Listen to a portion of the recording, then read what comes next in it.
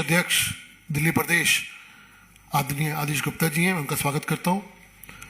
Dice पर मौजूद Bharatiya Janata party के सीनियर नेता सरदार सिरसा जी हैं, मैं उनका स्वागत करता हूं। अब मैं निवेदन करूंगा भाई सुधांशु जी से कि आप सबको संबोधित करें। सुधांशु जी। मित्रों, दिल्ली के शराब घोटाले की शराब के खुमार में डूबे हुए भाजपा के कार्यकर्ता की ऑटो में बैठकर पुलिस से तकरार करने वाले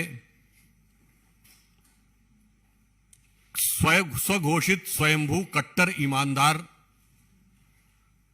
भारत की राजनीति के सबसे नए नवेले और अजब अलबेले किस्म के नेता की कट्टर ईमानदार छवि के ऊपर आज बिजली गिरी है, क्योंकि दिल्ली में विद्युत वितरण कंपनियों की प्रक्रिया में गंभीर भ्रष्टाचार के तथ्य सामने आए हैं। कम से कम इसमें 4 या 5 बिंदु ऐसे हैं जो ध्यान में देने के बाद कोई भी व्यक्ति सहज रूप से निष्कर्ष निकाल सकता है कि एक बड़ा गंभीर और व्यापक भ्रष्टाचार हुआ है।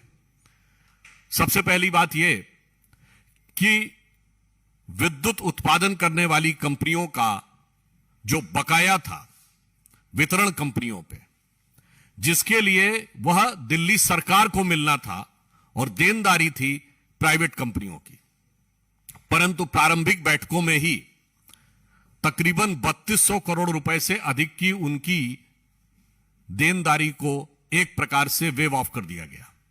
अब यह प्रश्न उठता है कि यह क्यों किया गया, इसके पीछे क्या तथ्य।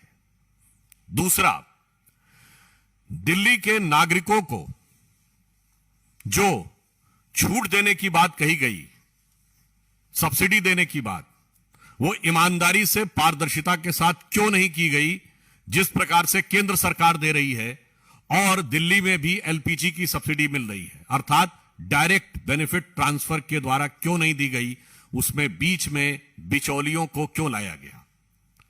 और लाया भी इस प्रकार से गया कि वितरण कंपनियों को यह छूट दे दी गई। ऐसा आपने विचित्र समायोजन, this type of peculiar financial agreement you might have not witnessed anywhere in the country, कि जो उनकी देनदारी थी, जो उनका ड्यू था, उसको कहा गया कि आप सब्सिडी में से एडजस्ट कर लीजिए। इसका अर्थ यह हुआ कि जनता को सब्सिडी देना नहीं था, उस माध्यम से अपने कुछ लोगों को लाभ पहुंचाना उनका मकसद था। तीसरा बिंदु यह कि जब लेट फी के नाम पर प्राइवेट कंपनियों को 18% वसूल करने का अधिकार दिया गया, तो वही कंपनियां लेट फी के लिए दिल्ली सरकार को केवल 12% ही क्यों दे रही थी।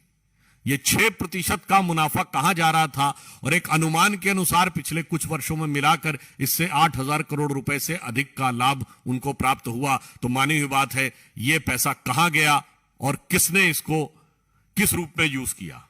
क्योंकि पुनः मैं कह रहा हूं, जनता से 18%, सरकार को डिपॉजिट 12%, ये बीच में 6% कहां जा रहा है।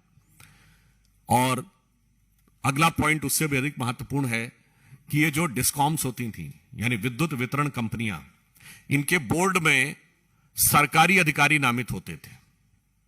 उसकी बजाय पहली बार आम आदमी पार्टी ने अपनी पार्टी के 2 पदाधिकारियों और अपने सांसद के एक बेटे को नामित किया। इस विषय पर हम उनसे साफ पूछना चाहते हैं कि राजनीतिक व्यक्तियों को डिस्कॉम के बोर्ड पर नियुक्ति करने के पीछे उनका क्या उद्देश्य था। क्या यही उद्देश्य था कि यह सब जो प्रक्रिया थी ये होती रहे। एक बार हम यह भी मानते कि वो विद्युत के क्षेत्र के विषय विशेषज्ञों को नियुक्त करते तो फिर भी हम मान लेते।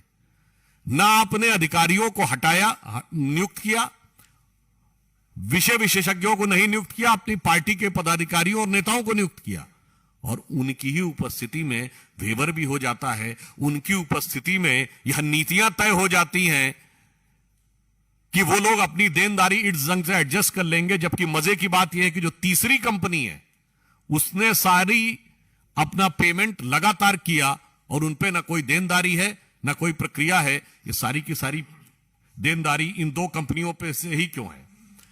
और अंतिम बिंदु ये हम याद दिलाना चाहते हैं, ये तो वही केजरीवाल जी थे। वैसे तो हर पुरानी बात वो भुलाते झुटलाते चले जा रहे हैं, मगर उन्होंने ही तो कहा था शीला दीक्षित जी की सरकार के समय कि इसमें बड़ा भारी घोटाला हुआ है, हम आएंगे तो यह रिलायंस पावर जो अनिल अंबानी जी की कंपनी है इसके विरुद्ध कार्रवाई करेंगे, इसको हम करके दूसरी कंपनियों को देंगे। और आज उन्हीं कंपनियों के साथ इतना सुविधाजनक भ्रष्टाचार युक्त एडजस्टमेंट, हम उनसे यह सवाल पूछना चाहते हैं। 3 प्रश्न। नंबर 1, आपने कहा था कि आप इस नीति को बदलेंगे और उन कंपनियों की जगह दूसरी कंपनियों के द्वारा कार्य करेंगे, आपने उस पर क्या निर्णय लिया? नंबर 2, आपने बोर्ड में राजनीतिक लोगों को क्यों नियुक्त किया? नंबर 3, सब्सिडी को वेवर करने का निर्णय किस आधार पर लिया और उससे कंपनियों को कितना लाभ और इसमें कितना किकबैक लिया गया?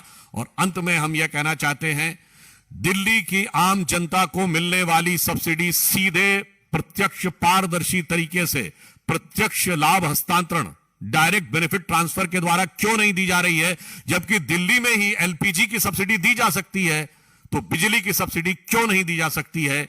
इसका अर्थ यह हो गया कि सब्सिडी के नाम के ऊपर जनता के वास्तविक लाभ से अधिक भ्रष्टाचार करने का उद्देश्य था और अपनी जेब भरने का उद्देश्य था। इसलिए जिस विषय की रिकमेंडेशन भी 2018 में की गई है कि डायरेक्ट बेनिफिट ट्रांसफर के द्वारा ही होना चाहिए, वह क्यों नहीं किया गया?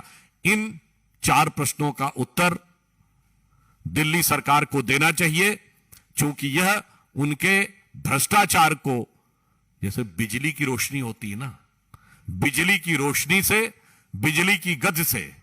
अब मुझे तो ऐसा लग रहा है जैसे शराब के नशे में आदमी कभी गलत सलत बिजली का स्विच भी छू देता है तो करंट लग जाता है, तो मुझे लगता है शायद उसी प्रक्रिया के तहत इन्होंने भी कुछ किया है। तो नशे में भी थे, करंट भी लगा, और ईमानदारी और निष्ठा तो यह थी कि आप याद करिए, शराब के मामले में अपनी ईमानदारी साबित करने के लिए बापू की समाधि पर गए थे, मगर कल बापू की जयंती पर उन्हें वहां जाना ध्यान नहीं आया। और ऐसे विचित्र पार्टी है जो एलानिया कहती है कि मेरे विधायक टिकाऊ नहीं बिकाऊ है और बगैर खरीदार बताती है कि बिकाऊ है, और फिर बापू की समाधि पे जाकर शराब के नाम की अपनी शपथ लेती है और उनकी जन्म जयंती के ऊपर, जो कि ऑफिशियल प्रोटोकॉल है, यह उनकी इच्छा का विषय नहीं है, यह औपचारिक प्रोटोकॉल का विषय है, वो भी नहीं करती है। इसलिए